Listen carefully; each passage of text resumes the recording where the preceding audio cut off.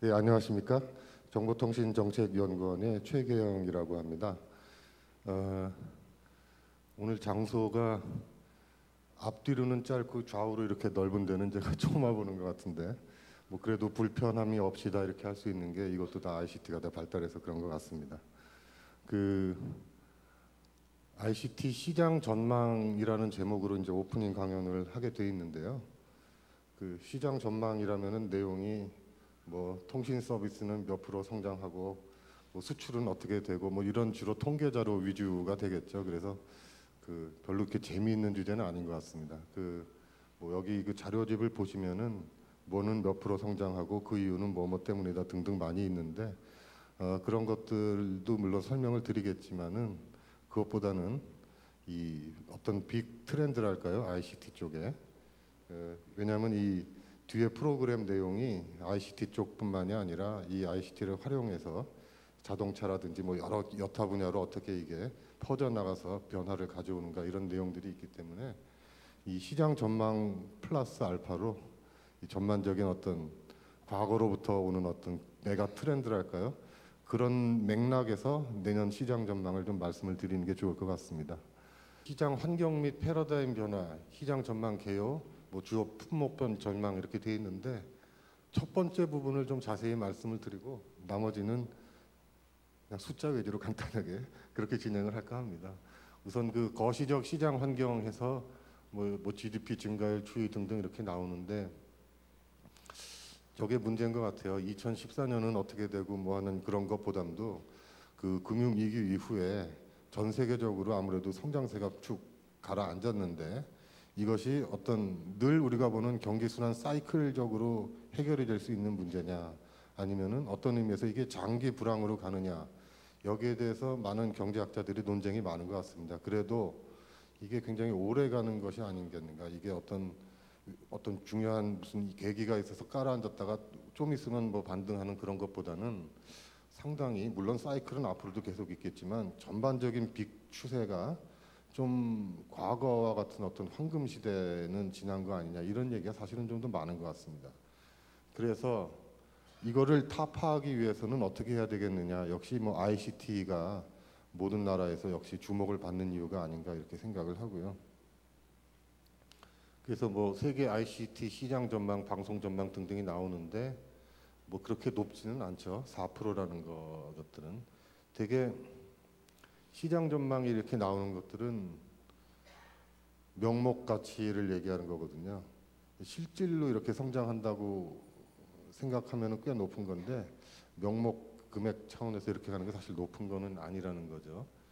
그다음에 그 뭐 또 하나는 이제 그 고용 없는 저성장의 한국 경제 뭐 이런 얘기들을 많이 하는데 이게 뭐 여러 가지 통계도 쓰고 그랬습니다만은 개인적으로는 그 우리나라가 지금 해외 생산을 굉장히 많이 하고 그쪽으로 많이 넘어가고 있습니다. 이게 뭐 자동차 산업이나 그런 쪽뿐만이 아니라 ICT 산업도 마찬가지죠. 그래서 삼성전자 같은 경우도 베트남 같은 데서 굉장히 많이 하고 있고요.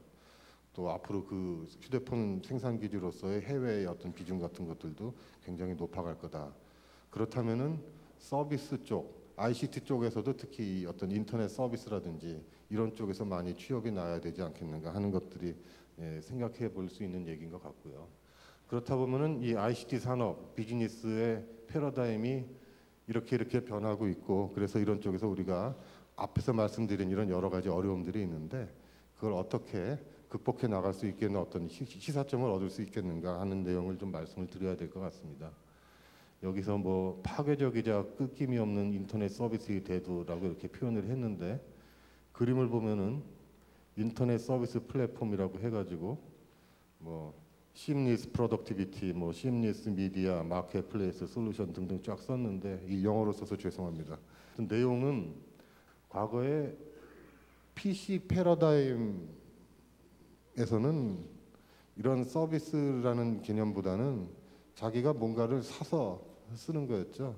내가 개인이면은 뭐 뭔가 패키지 소프트웨어를 사서 거기다 설치해서 하고 기업도 스스로 시스템을 구축해서 뭐 ERP가 됐건 뭐든 했던 무슨 물론 SI 업체한테서 도움을 받아서 쭉 가겠지만은 지금은 그런 것들이 다 연결이 되는 시대인 거고요. 뭐 비유를 들어서 말씀을 드리자면은 옛날 PC 시대 같으면은 뭐 구글맵 같은 게 만약 어떤 서비스가 있었다 그러면 뭔가 CD를 사가지고 넣고 뭐 어쩌고 저쩌고 이랬겠죠. 그러다 보면 업데이트도 힘들고 뭐 더 거기서 더 추가적으로 무슨 메쉬업 서비스가 나온다든지 이런 것들이 어려웠을 텐데 지금은 그런 것이 다 클라우드 서비스라는 거죠. 그 무슨 얘기냐면은 사실은 우리가 인터넷 상에서 이용하는 다양한 좋은 서비스들이 있지 않습니까? 그런데 그런 것들이 대부분은 내 스마트폰이나 PC에서 해결하는 게 아니고 대개는 클라우드에서 해결이 돼가지고 이걸 받아서 하는 거라는 거죠. 그래서 그리고 이러한 모든 하나의 완결된 서비스는 서로가 다 연결이 돼 있다는 거죠. 그래서 뭐 내가 어떤 웹사이트에 들어가면은 거기에서 수많은 정보도 얻을 수 있지만 그거를 살려고 그러면 그 사이트 자체에 결제 시스템이 다 있고 그것이 다른 사이트랑 연결이 되고 뭐 내가 피드백을 하면은 뭐 어떤 그런 데이터를 처리하는 것은 또 따로 있고 그래서 뭐 웹사이트들이 서로 연결하고 어떻게 보면은 이것이 다 소프트웨어가 작동하는 건데 그것은 패키지가 아니라 클라우드라는 거죠. 그래서 이미 이 소비자 측면에서는 클라우드 시대가 이미 도래한 거는 이미 10년도 넘었다. 그래서 어떻게 보면은 구글 같은 기업은 시작부터 이미 클라우드 기업이다 이렇게 얘기할 수가 있는 것 같고요. 그럼 기업 쪽은 어떠냐? 예를 들면은 얼마 전에 기사를 보니까 세일즈포스닷컴에서 하는 여러 가지 기업 솔루션, 그게 다 클라우드 기반으로 해주는 건데 그 매출액이 셉을 넘어섰다는 거죠. 그래서 이 기업 쪽까지도 이렇게 많이 넘어가고 있는데 심지어는 그 되게 은행 쪽은 클라우드로 넘어가는 걸 굉장히 불안해하죠. 이게 뭐 한번 잘못되면은 이게 대책이 없는 거기 때문에. 근데 심지어는 은행 쪽조차도 미국 같은 경우에는 물론 뭐 시티뱅크나 이런 데보다는 오히려 그 중소, 미국은 작은 은행들이 굉장히 많습니다. 근데 초기 설비 투자 같은 것들이 좀 부담이 되고 해서 그 작은 은행들도 이미 클라우드를 이용하고 있다. 이거 굉장히 놀라운 사실인데요. 그만큼 이쪽으로도 넘어가고 있다는 얘기고요. 그런 것들이 제가 여기서 말하는 인터넷 서비스 플랫폼이라는 거고요. 그 여기에는 어떤 것들이 들어갈 수가 있을까요? 아까 말씀드린 뭐 기업이 필요로 하는 여러 가지 솔루션도 마찬가지겠습니다만은 특히 우리 생활에 관심을 끌 수 있는 미디어 앤 엔터테인먼트도 다 인터넷 서비스로 간다는 거죠. 그래서 요즘 그 KT 원래 광고하는 특정 회사 이름을 거론해서 죄송합니다만은 그 어떤 이쁜 여자애가 나와서 창으로 뭐 창 판소리 비슷하게 노래하면서 뭐 다 됩니다. 뭐 S3 지상파 다 되고 뭐 이런 얘기 하잖아요. 그만큼 이제는 모든 종류의 미디어라는 것들도 우리가 인터넷을 통해서 접할 수 있다는 거죠. 근데 이런 추세는 앞으로도 더 가속화되겠죠. 왜냐하면은 언제 어디서나 접할 수 있는 편한 거기 때문에 스마트폰이 됐건 태블릿이 됐건 그러면은 컨텐츠를 가지고 있는 측이 이걸 무시하기가 어렵겠죠. 굉장히 좋은 유통 경로인데. 근데 문제는 이거 인터넷에서 하다 보면은 내가 돈 버는데 혹시 지장 있는 거 아닌가. 뭐 옛날에 그 P2P 처음에 나오고 했을 때 뭐 여러 가지 문제가 있었듯이 그런 것 때문에 물론 이게 천천히는 가고는 있습니다만은 사람들이 이쪽에 시간을 많이 소비할수록 장기적으로 보면 이걸 어떻게 외면할 수가 있겠습니까? 특히 이거는 컴퓨팅 서비스가 되는 거잖아요. 인터넷이라는 거는.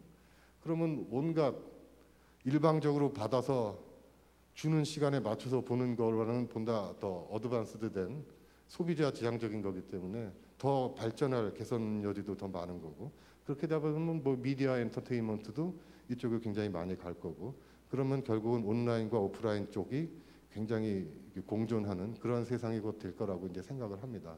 사실은 이제 미디어 쪽에서도 새로운 유통 플랫폼이 생길 때마다 어떤 갈등 같은 게 굉장히 많았죠. TV가 등장했을 때 영화 쪽 산업하고 굉장히 그 극장 말하는 겁니다. 굉장히 갈등이 많았고 뭐 케이블 처음에 나왔을 때도 그랬고 늘 그렇습니다. 한 몇 년 싸우다가 나중에는 같이 돈 나눠 먹는 어떤 시스템이 갖춰지면은 같이 가는 거고 궁극적으로는 윈윈하는 시스템으로 갔던 거죠. 인터넷도 결국은 그렇게 될 거라고 생각하고요. 이미 음악도 그렇게 된 거죠. 그 아이튠스 뭐 해가지고 쫙 나왔을 때 그게 이제 어떻게 보면은 음반 산업 쪽에는 과거보다는 물론 파이는 많이 줄었지만 어쨌든 인터넷과 화해할 수 있는 어떤 길이 됐던 거죠. 그래서 요즘 그 PwC라든지 뭐 이런 데서 나온 자료 같은 걸 보면은 계속 바닥을 치다가 이제는 조금씩 올라가는 그런 추세가 이제 보이거든요. 그건 뭐냐? 이제는 같이 갈 준비가 됐다는 거죠. 그래서 사람들이 이 모든 뭐 무한도전이 됐건 뭐 신승훈의 새로운 음악이 됐건 이런 걸 접하는 게 TV도 있고 뭐 여러 가지가 있겠습니다만은 인터넷을 많이 이용하고 결국은 이런 이쪽에도 이게 많이 되는 거고요. 근데 우리가 여기 여러 가지 미디어가 됐건 무슨 다른 무슨 정보 서비스가 됐건 이게 다 무료는 아니죠. 유료화도 되는 것도 있고 여러 가지 있는데 이런 것들 뭐 결제 시스템이라든지 뭐 이런 것들이 어떤 하나의 플랫폼에서 다 상호 보완적으로 완결돼서 가야 되는 거고요. 그런 플랫폼에 사람들은 끌릴 수밖에 없는 거고. 그래서 대부분의 큰 IT 그 대기업들은 이런 것들을 한꺼번에 자기가 다 해결하려고 그러는 거죠. 그래서 벤처 쪽에 수많은 업체들을 인수합병도 하고 그래가면서 모든 것을 다 하는 거죠. 그래서 뭐 해외에서는 구글 같은 거 생각해 보세요. 소셜 네트워크 서비스부터 시작해서 좀 안 하는 거 없지 않습니까? 미디어도 하고 뭐 다 합니다. 우리도 네이버나 다음 뭐 이런 데도 여러 가지 그런 다양한 분야로 넘어가고 있고 특히 주목할 것은 통신사업자. 가만히 생각해 보시면 통신사업자도 사실은 안 하는 게 없는 세상으로 가고 있고 그래서 도대체 소프트웨어 기업이 뭐냐라고 정의를 내리기도 어려운 세상이 된 것 같아요. 사실은 이 통계 체계 같은 것들이 과거의 어떤 레가시에서 이렇게 쭉 살아나고 있는데 앞으로 제가 말씀드릴 무슨 분야는 몇 프로 성장했다든지 이런 것들이 사실은 과거보다는 여러분에게 전달해주는 어떤 그 정보랄까 시사점이 좀 줄어드는 것 같아요. 왜냐하면은 통계 체계를 이런 걸 다 반영해서 바꿔가지고 이렇게 가야 되는데 그런 것들이 아직은 어려운 거죠. 그래서 예를 들면은 네이버는 어마어마한 기업인데 저는 그게 소프트웨어 산업 쪽에 뭔가에 들어가야 될 것 같거든요. 근데 그렇게는 안 됐고 이게 부가통신 사업자로 들어가 있다는 거죠. 그래서 그런 한계 같은 거를 미리 말씀을 드리고 이제 매를 먼저 맞겠다는 거죠. 그런 측면에서 말씀을 드려야 될 것 같고요. 그 다음에 제가 이 페이지에서 너무 많은 얘기를 하고 있는데 그만큼 중요해서 그런 것 같습니다.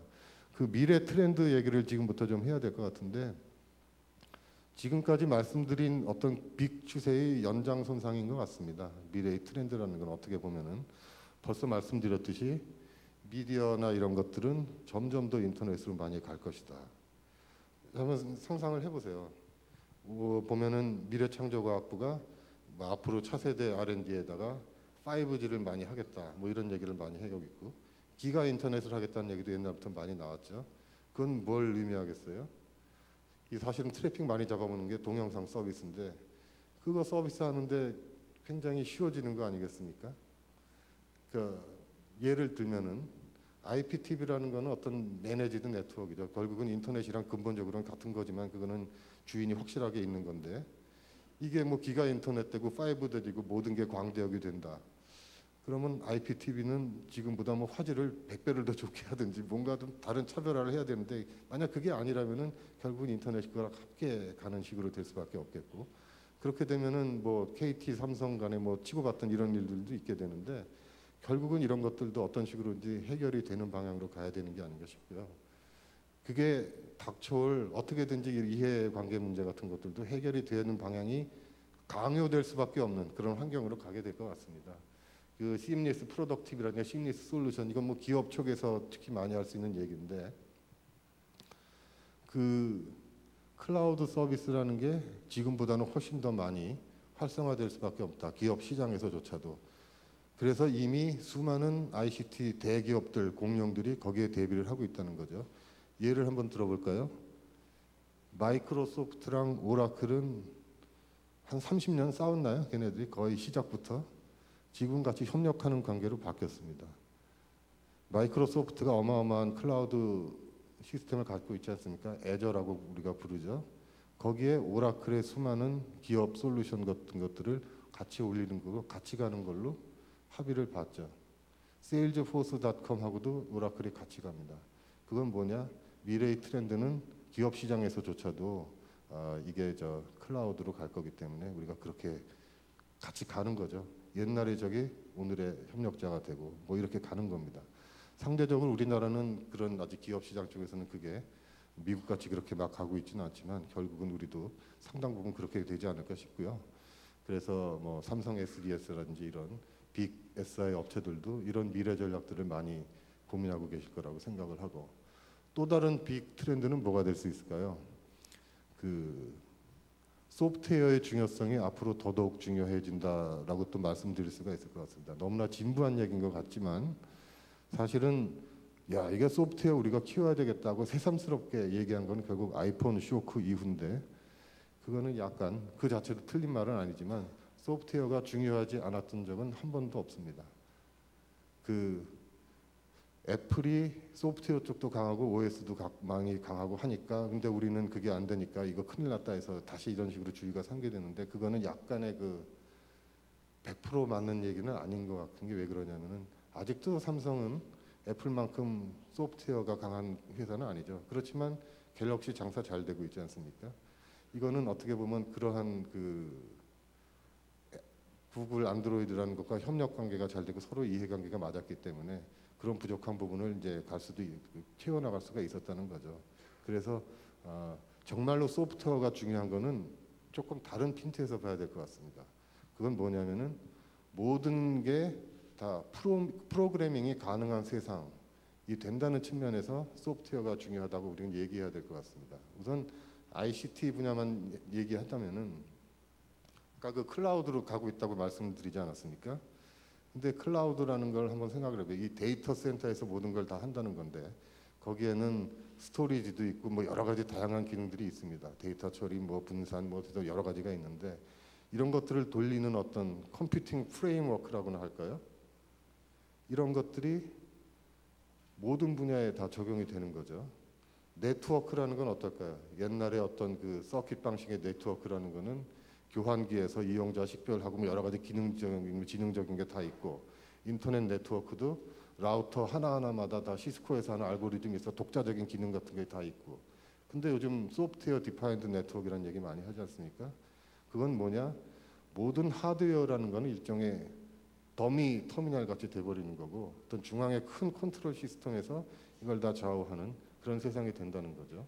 네트워크조차도 그렇습니다. 심지어는. 그리고 가장 중요한 플랫폼, 클라우드 단에서도 이 가상화 기술이라는 게 모든 걸 해결을 한다는 거죠. 그래서 서버라는 순수한 하드웨어를 팔아서 돈을 버는 게 아니죠. 요즘은.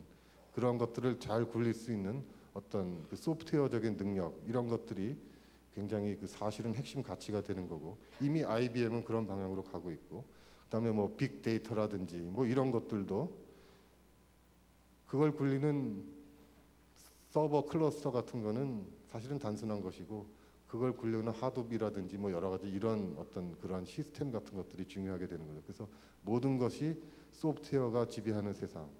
단말기는 어떨까요? 요즘 스마트폰이라는 거는 업무용으로도 쓸 수 있는 거 아니에요? 어떻게 보면은. 근데 블랙베리 같은 게 지금 괴로운 걸 생각을 해보세요. 요즘 LG 같은 데서 OS도 2개 깔 수 있습니다. OS 안드로이드 가지고는 내가 평소에 쓰던 것식으로 하고 집에서 회사에서 하는 업무용은 뭔가 그 다른 업무용으로만 딴 OS 해가지고 완전히 분리된 식으로 이걸 쓸 수가 있는 거죠. 그것도 다 가상하고요. 뭐 심지어는 뭐 듀얼 코어부터 시작해서 지금은 몇 코어까지 나왔죠. 저도 좀 정신이 없는데 여러 가지 코어가 같이 기능하면서 효율적으로 요 때는 네가 하고 요 때는 네가 하고 어떤 데는 같이 하고 이런 걸 조절하는 것도 근본적으로는 다 가상화 기술이라는 거죠. 그래서 이 아주 거칠게 얘기하자면은 가상화라는 거는 컴퓨팅 스택의 전반에 걸쳐서 일어나는 개혁이고 그렇게 되다 보면은 단말기서부터 저 서버 단 클러스터에서부터 네트워크에 이르기까지 모든 것이 프로그래밍이 가능한 세상으로 되고 있다는 거죠. 그거는 ICT 쪽에서 얘기하는 거고요. BICT 산업은 어떻습니까? 자동차, 선박, 비행기, 미사일 다 프로세서가 들어가고 소프트웨어가 제어하는 겁니다. 그래서 패트리어트 미사일을 더 업버전을 만든다? 옛날 같으면은 메카닉이 다 바뀌면서 새로운 걸 완전히 만들었겠지만 요즘은 소프트웨어를 업그레이드하는 게 새로운 미사일 버전인 거죠. 그래서 제조업 쪽도 그렇게 가는 건데 그러니까 어떻게 보면은 모든 물리적인 어떤 하드웨어도 제조업 쪽도 컴퓨팅 기능이 들어간다는 거죠. 전자적인 기능이 들어가고 그럼 여기에 말하자면 어떤 모뎀 기능이 들어가고 네트워킹이 된다고 생각해 보세요. 그럼 비행기도 완전히 자동적으로 소프트웨어가 하는 그 자체가 플랫폼일 뿐만 아니라 이게 네트워킹까지 되면은 공항 관제 시스템이랑 다 연결돼 가지고 완전히 그러면 관련된 모든 산업 시스템 자체가 지형이 바뀌게 되는 거죠. 그래서 요즘은 산업 인터넷이라는 말도 많이 하더라고요. 근데 이거는 빅 어떤 큰 제조업종 얘기고 작은 제조업종 얘기를 해볼까요? 내가 어떤 기초적인 공학 지식을 갖고 있다. 내가 어떤 디자이너로서 미래를 잘 나왔다. 근데 컴퓨팅 어떤 리터러시라 그럴까요? 내가 컴퓨터만 좀 잘 다룰 수 있으면은 디자인 다 그걸로 해갖고 하는데 이것도 크라우드 소싱으로 커뮤니티 만들어서 더 아이디어 만들어서 금방 그거를 뭐 중국이나 이런 데다가 아웃소싱 부탁해서 딱 만들 수 있죠. 뭐 쿼키라 그러던가요? 뭐 요즘 그런 것들 이거를 뭐 오픈 소스 하드웨어라고 부르나요? 어떤 그 해커 스페이스, 메이커 무브먼트, 제조자 운동 뭐 이런 것들이 어떤 풀뿌리에서 가지고 이게 IT가 다 적용이 돼가지고 이러한 제조업이라든지 이런 쪽에서도 큰 변화를 가져올 수 있는 거죠. 뭐 3D 프린팅 얘기도 요새 많이 하는데 그런 것도 다 컴퓨팅에 들어가는 거고. 그래서 너무 여기서 많이 머물렀는데 그만큼 컴퓨팅이 모든 것에 스며들고 있다. 그것이 소프트웨어가 중요한 이유이고 이러다 보면은 뭐 미디어가 됐건 뭐 여러 가지 ICT 관련 쪽이 다 큰 변화를 가져오는 거고 전체 경제까지도 다 변화한다는 겁니다. 그래서 이 오후 세시는 후에 나오는 보면은 뭐 자동차 얘기도 나오고 다 그러는 게 그런 맥락에서 가는 거고 그래서 전자신문에서 이번에 만든 행사 자체도 그래서 그렇게 스코프를 만드신 게 아닌가 생각을 합니다. 그래서 뭐 이하 얘기는 지금까지 벌써 다 드린 말씀입니다. 컨텐츠 쪽도 이렇게 온라인 쪽으로 많이 넘어가는데 그 이유는 이미 다 말씀드린 것이고요. 그래서 여기 뭐 인터넷 중심의 CPND 생태계라고 했을 때 뭐 컨텐츠 플랫폼 네트워크 디바이스라는 거는 이제 다 함께 묶이는 거다. 이걸 다 한데 묶는 거는 소프트웨어라는 거죠. 그래서 마크 앤데르슨이 얘기한 소프트웨어 is everything이라는 게 이제 여기에 적용되는 얘기고 아까 말씀드린 뭐 산업융합은 그렇게 되고 ICT와 타산업융합도 이게 결국 소프트웨어가 매개가 되는데 요 ICT 산업 내 융합은 소프트웨어가 모든 걸 먹어치운다. 소프트웨어 is everything. 뭐 그 한마디면 될 것 같고 IT와 타산업 융합은 everything is software라고 바꿔서 얘기하면 될 것 같습니다. 뭐 다 어떻게 보면 다 같은 얘기인데 뭐 그렇게 얘기해서 모든 분야에 다 간다는 거고요. 뭐 서비스 쪽도 금융이 됐든 교육이 됐건 의료가 됐건 일정 부분은 온라인으로 우리가 다 할 수 있는 거기 때문에 이것이 마치 그 미디어가 온라인 오프라인이 서로 공존하듯이 모든 서비스 산업도 온라인 오프라인이 같이 공존하는 그런 세상이 된다고 이제 봐야 될 것 같습니다. 그래서 시장 전망 개요를 보면은 뭐 이제부터는 좀 재미없는 얘기 좀 드리면은 뭐 성장 추세가 이렇게 가고 있는데 되게 IT 산업의 전체 생산 추이라든가 이런 거는 세계 경제의 어떤 불황이냐 호황이냐 뭐 이런 것에 많이 좌우가 되겠죠. 그래서 단기적으로는 뭐 이 정도로 저희가 한 4%대로 생각을 하고 있고요. 통신 서비스, 정보통신기기, 소프트웨어 등등은 이 보시는 바와 같은 이유로 인해서 이렇게 성장 얘기를 했습니다. 기기 쪽을 보면은 2012년에 좀 많이 깔아앉았던데 이게 세계 경제에 둔화된 것도 있고 이때 아마 해외 생산 쪽으로 많이 돌아섰던 측면이 있는 것 같고요. 한 내년에 한 5.4% 정도 얘기를 하고 있는데 참고로 말씀드리자면은 수출이라는 게 우리 IT 산업이 얼마나 잘 되고 있는가를 진단하는 어떤 인디케이터로서의 역할은 그다지 없다. 뭐 고백을 드려야 될 것 같습니다. 자, 생각을 해보세요. ICT의 최고 강국은 미국이고 어마어마한 경쟁력을 갖고 있는데 거기 무역 수지를 보면 ICT는 몽땅 수입만 엄청 하는 걸로 돼 있을 겁니다. 그걸 가지고 우리가 미국의 ICT 강국이 아니라고 얘기하지는 않죠. 애플이 어마어마한 회사인데 그건 다 중국에서 만들고 있고 미국 소비자가 애플을 사면은 그게 다 미국에서는 수입으로 잡히니까요. 그래서 뭐 수출 통계는 이렇게 나왔지만은 뭐 이게 5.4%로 내려갔다 작년분 8.5%인데 이게 어떻게 된 거냐 하고 너무 걱정하실 필요는 없는 것 같다 이렇게 생각을 드려야 될 것 같습니다. 왜냐하면은 베트남에서 어마어마하게 만들고 있으니까. 그다음에 주요 품목별 전망을 보면은 뭐 유선 전화는 당연히 감소 계속 하겠고요. 초고속 인터넷은 야 이게 완전히 꽉 찬 시장인데 그래도 소폭 증가하고 있다. 그거는 다음과 같은 이유 때문이고요. 뭐 LTE 가입자 확대에 따른 ARPU 상승. 그 통신 사업자가 뭐 굉장히 옛날보다는 굉장히 어렵긴 하지만 그래도 우리가 4G 가입자들은 되게 뭐 그래도 웬만큼 돈을 내지 않으십니까? 그래서 ARPU 자체가 어느 정도 상승하고 있기 때문에 그래서 통신 사업이 그래도 마이너스 성장을 하고 있지 않다 이렇게 말씀을 드려야 될 것 같고요. 뭐 광고 시장이야말로 그야말로 경기에 그냥 1대1로 반영되는 시장이기 때문에 그런 걸 반영해서 다음과 같이 나왔습니다. 뭐 IPTV는 굉장히 가입자가 그 확대를 하고 있고 모바일 게임 뭐 등등 여러 가지 있는데 IPTV가 잘 된다는 거는 케이블이 괴롭다는 얘기도 될 수 있고 뭐 여러 가지 그 문제들이 있습니다. 근데 이런 것들은 뭐 규제 당국 차원에서도 굉장히 고민거리가 되겠고, 근데 뭐 모르겠습니다. 이것도 장기 이슈가 될 수가 있겠고요. 뭐 휴대폰 쪽은 뭐 보시는 바와 같습니다. 근데 문제는 내년에 뭐 어떻게 된다 이런 것이 중요한 게 아니라 장기적으로 우리가 앞으로도 휴대폰을 과연 잘할 수 있겠는가는 좀 고민을 해봐야 될 것 같습니다. 중국이 지금 턱밑까지 쫓아왔고, 뭐 피처폰에서 스마트폰으로 간 거는 어마어마한 어떤 점프죠. 그래서 혁신을 하는 기업은 계속 나갈 수 있었는데, 피처폰에서 스마트폰 점프한 것만큼 지금 스마트폰에서 뭐가 더 점프할 수 있겠는가?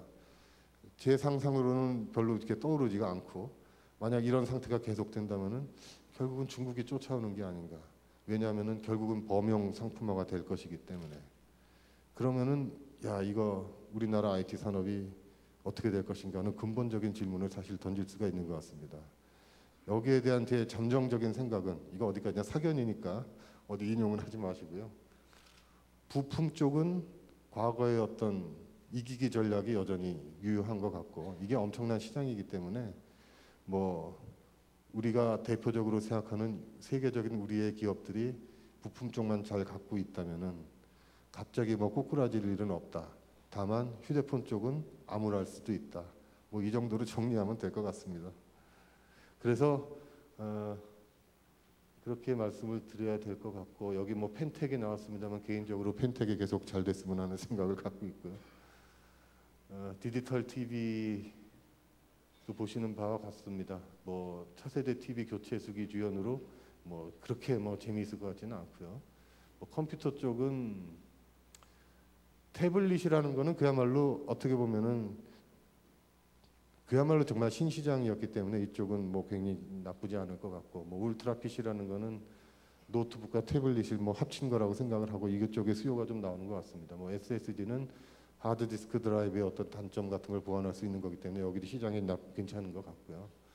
뭐 반도체는 보시는 바와 같습니다. 그 반도체라는 거는 되게 그 어떤 기술 투자 사이클, 새로운 세대 나올 때 확 뜨고 그러다가 누가 쫓아오면 확 내려갔다가 다시 새로운 거 나오면 확 오르고 뭐 이런 어떤 사이클이 과거의 어떤 법칙이 계속 적용되는 시장인 것 같고요.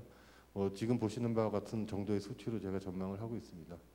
뭐 차세대 디스플레이의 성장은 뭐랄까요, 그 아직 초기 단계, 뭐 여러 가지 그 산업대전 같은 게 보면은 새로운 디스플레이 좋은 거 많이 나오는데 이게 너무 고가고 이게 어느 정도 이 범용화되고 이렇게 되는 데는 시간이 좀 걸리기 때문에 뭐 이 정도의 성장 정도로 생각하시면 될 것 같고, 뭐 융합 서비스가 확장된다는데 소프트웨어 시장의 해외 수출이 성장을 하고 있다는 거는 맞기는 맞는 얘기인데, 우리가 얘기하는 소프트웨어 시장에서 정말 중요한 클라우드 서비스를 하는 동네가 이 통계에는 안 잡혀 있는 것이기 때문에 우리가 소프트웨어가 굉장히 잘 되고 있다라는 지표가 되기에는 좀 부족한 것 같습니다. 그래서 말하자면 우리도 강력한 플랫폼 업체가 나와야 되지 않겠는가 하는 그런 바람이 있고요. 그런 거를 보면은 여전히 우리의 소프트웨어는 아직도 가야 될 것이 많다, 이렇게 말씀을 드려야 될 것 같습니다. 하다 보니까 마지막 페이지가 왔고 시간 다 된 것 같습니다. 감사합니다.